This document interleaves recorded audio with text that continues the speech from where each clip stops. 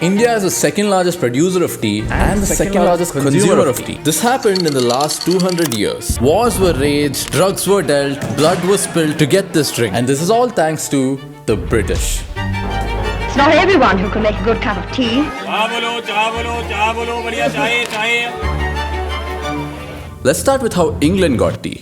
In the 17th century, this woman, Catherine of Braganza, married into the British royal family. How did she do that? I'm going to make him an offer he can't refuse. Dowry. Portuguese paid a heavy dowry which included money, spices and trade rights in Bombay. When Catherine arrived at England, she came with all these things and a bunch of crates. And these crates were labeled Transport de Herbas Aromáticas. Legend says this is how the word tea came about. And Catherine loved drinking tea. The royalty and the common people who saw their queen drink tea also wanted it. To satisfy this demand for tea, the British started importing tea from China. But here's the problem with trading with China. China didn't want anything in return for the tea except silver, which meant the tea was very expensive. And after paying these expensive prices for 100 years, the British had a solution.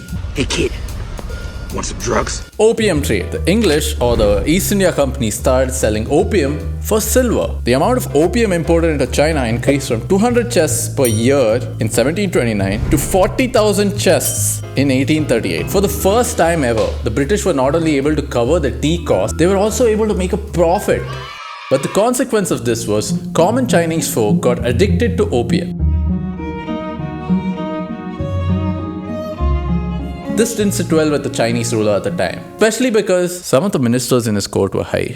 So the Chinese emperor banned opium and used force to stop East India Company ships. This triggered the first opium war. Thousands of people died. The British, with their advanced weapons and ships, won the war and made China sign this treaty, the Treaty of Nanking. This treaty gave the British control over Hong Kong and more access to Chinese ports. And with this access, the British had deployed a spy, a botanist from Scotland. Thank you, Mr.